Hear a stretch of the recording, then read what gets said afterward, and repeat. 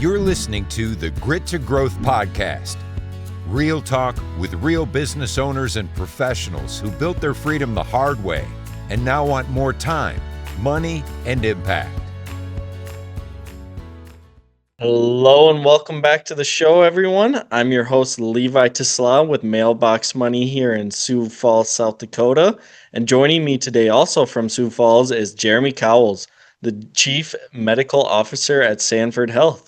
Jeremy's been with Sanford for nearly two decades, moving from hospital medicine to leadership, and now is helping guide one of the largest integrated health systems in the Midwest. Jeremy, thanks for joining the show.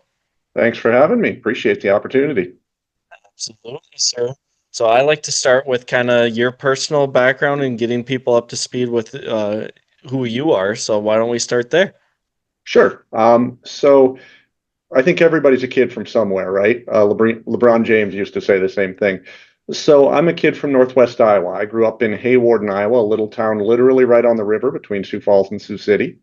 Um, I After high school there, a little bit of time in Hartford. My parents moved for 2 years while I was in the middle of high school, but I then went to Northern Iowa for undergrad, the University of Iowa for med school, the University of Kansas for residency, and then returned back to Sioux Falls, South Dakota to start practicing hospital medicine, which was at the time the biggest, best opportunity I could have and still be relatively close to my family who still lived in Hawarden. So, Oh, really? Are they still there today, even? my parents live in Yankton now.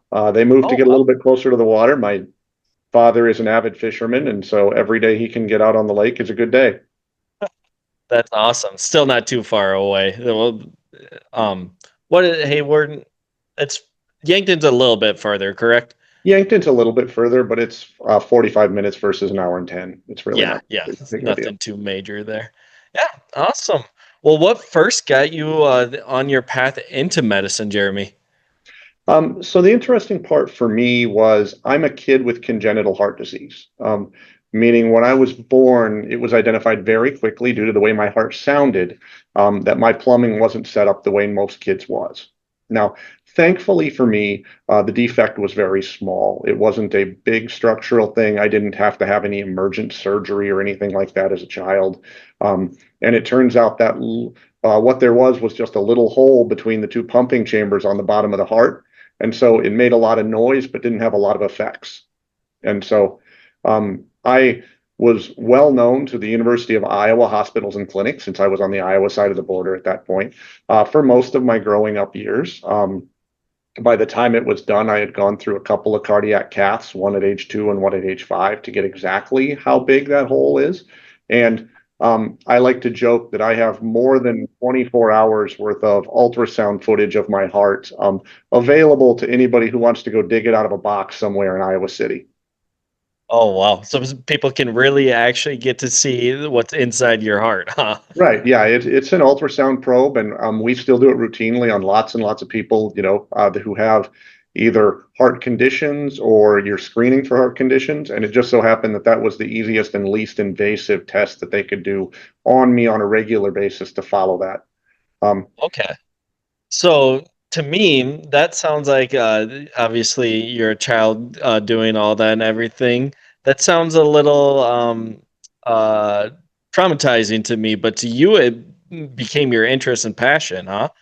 Yeah. So one of the interesting parts was, I was told fairly early in life, yes, this sounds different, but it's not, it shouldn't stop you from doing the things you want to do, and that was the encouragement from my family. That was the encouragement from my doctor. And so with, minimal exceptions and a whole lot of antibiotics every time I get dental work to make sure I don't develop an infection in my bloodstream.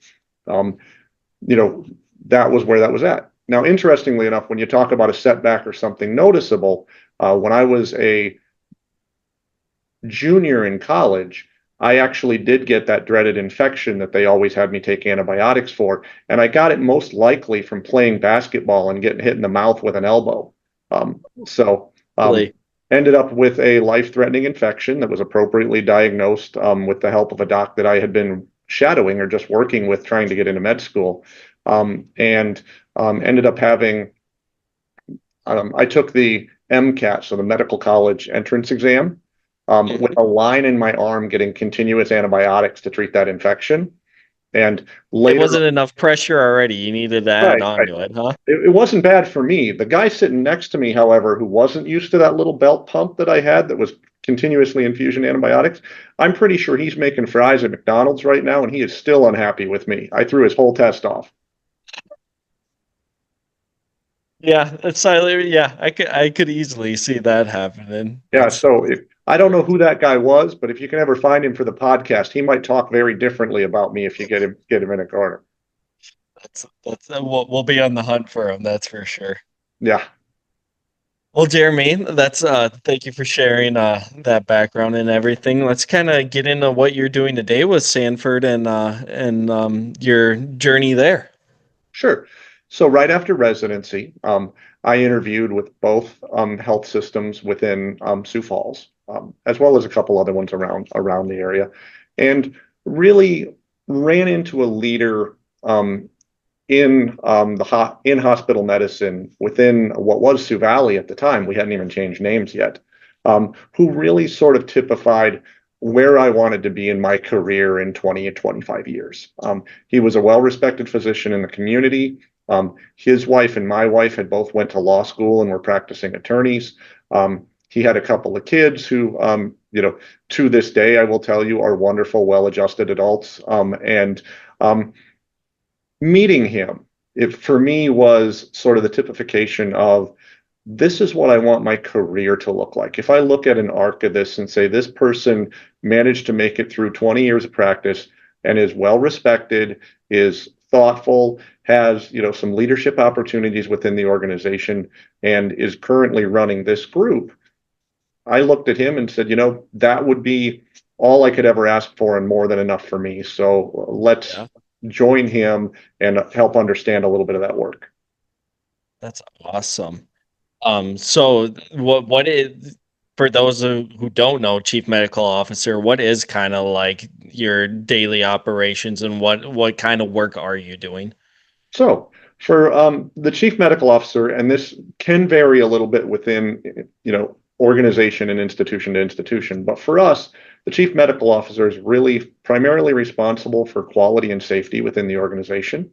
And so we go all the way from, you know, hospital acquired conditions and infections, surgeries and make sure we deliver on the promise we need to from there, all the way to other things like credentialing our physicians and making sure that if somebody says, I went to the University of Iowa for medical school and I completed a residency, that they actually did do that. There is an entire branch of our work that is, in my case, throughout Sanford, it's 65 people that spend their day all day, every day, making sure that people like Jeremy can do what they said they could do.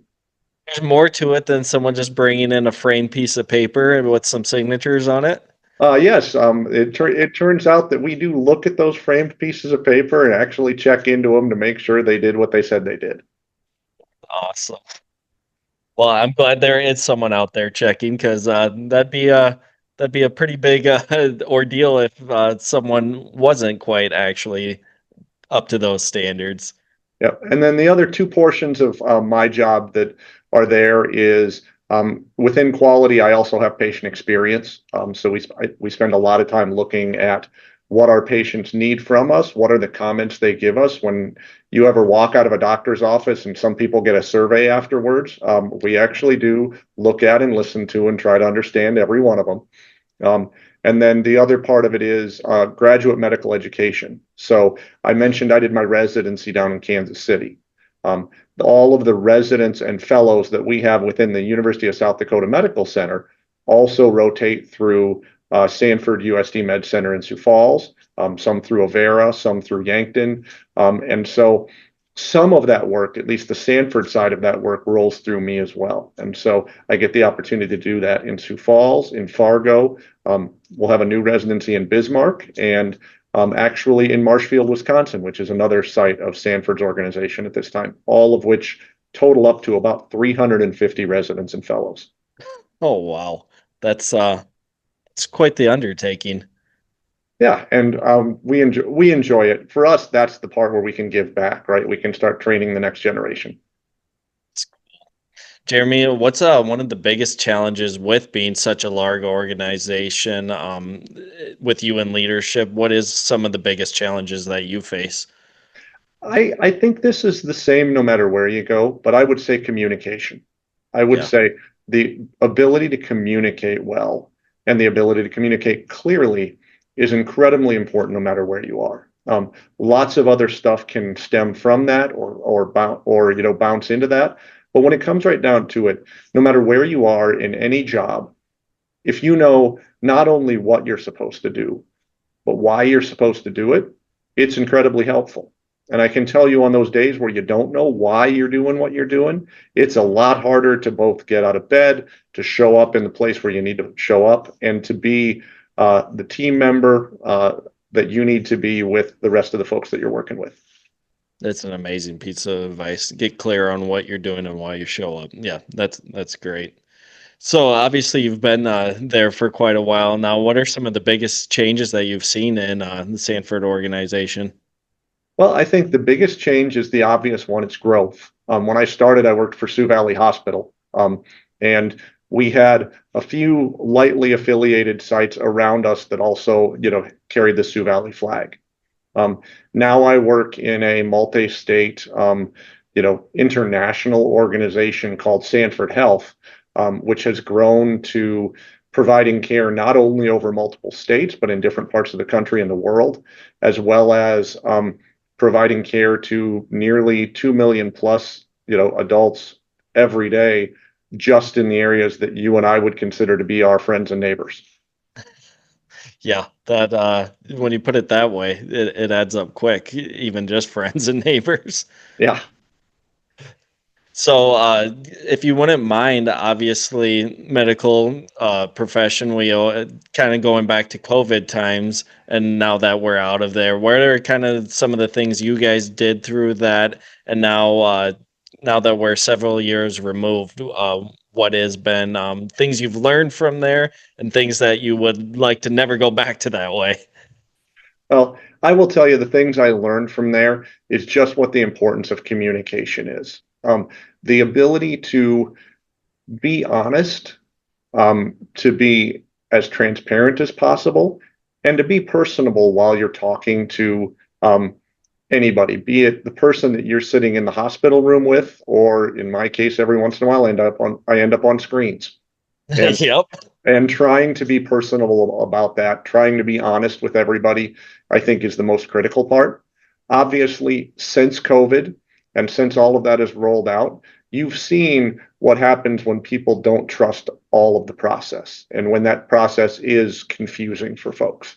Whether that be, how did this vaccine become, ready to go so quickly?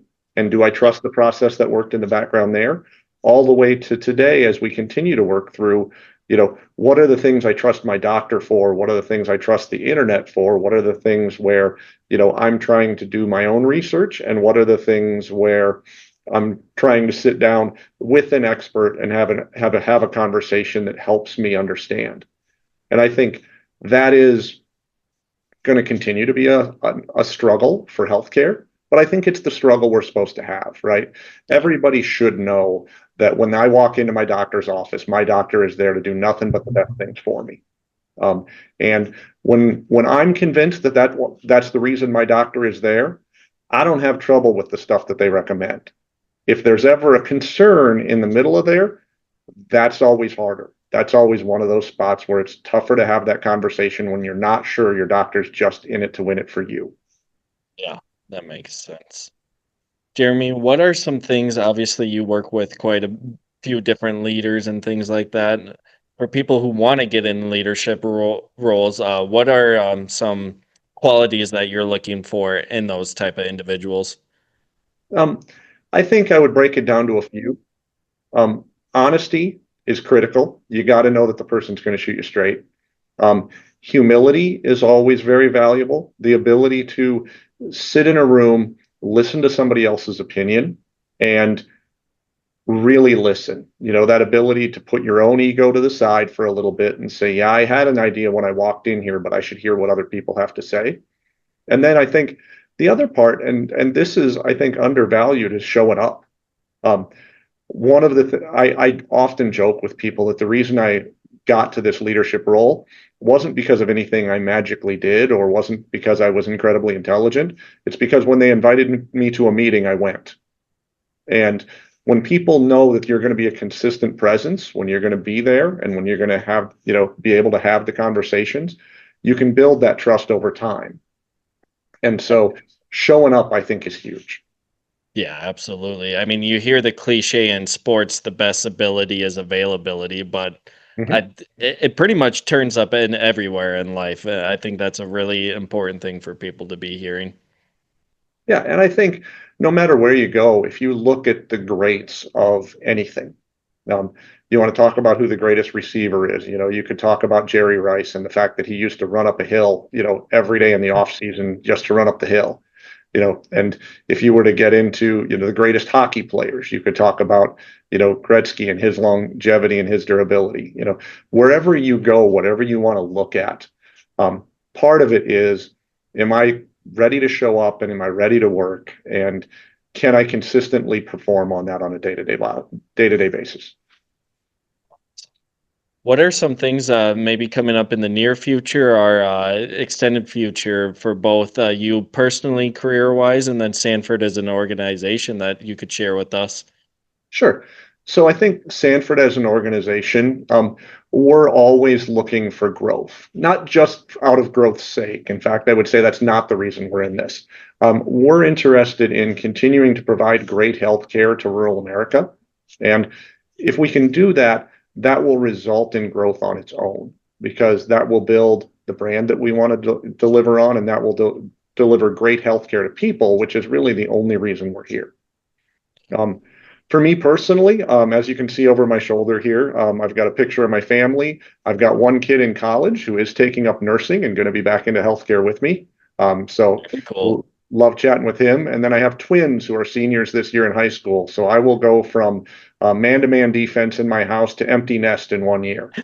So That's yeah, the two of them journey. Yeah, that's double whammy right there, all in 1 year, huh? yep. So when they leave the house, and they're both planning to go off to college at this point. We're not quite sure where, but as they do that, then my wife and I'll have to decide whether or not we like each other as much as we did 25 years ago when we got married. Yeah, that's that is definitely a new chapter in life, but I have a feeling you'll be able to conquer it with flying colors there, sir. Hopefully, we'll be able to hold that together. Yeah. Awesome. Well, Jeremy, for those who would like to maybe connect, learn more from you, or if you have anywhere you talked about, you found a great mentorship early. Is there any place that you would send people to learn more about yourself or what Sanford's up to in general? I think Sanford's websites and their career pages are awesome if you're looking to get your foot in the door. One of my favorite things is frequently to get to know folks who come in as an entry level role, and maybe that entry level role is cleaning floors. Maybe that entry level role is as a nurse's assistant. Maybe it's somewhere else in the organization. But coming in and being able to continually show up, provide that diligence, and continue to improve. We have lots of folks that started out as a nurse's aide, then ended up being, getting their nursing degree, then went on to get their registered nurse, then went on to finish a master's in nursing. In fact, our chief nursing officer tells exactly that story. That is how she came up through Sanford. She started when it was Sioux Valley too, and her office is now right next to mine. And as her and I are trying to make healthcare decisions for the whole system, we both understand a little bit, at least, of what it is to come from the ground up and work our way forward. And A so true grit to growth story right there.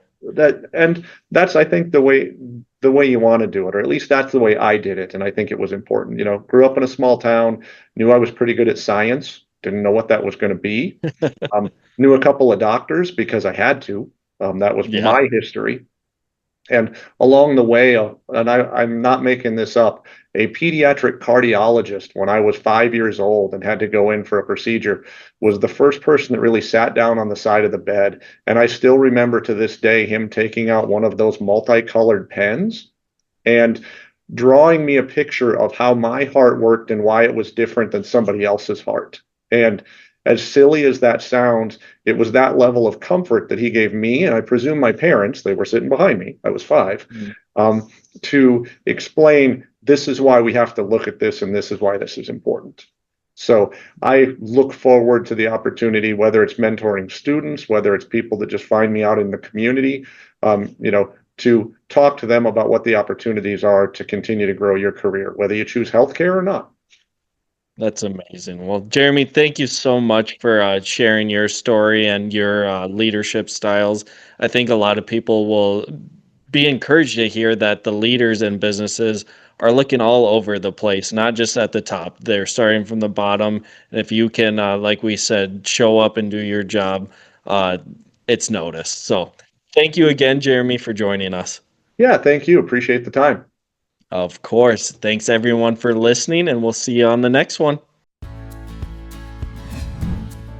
Know someone with serious grit and a great growth story?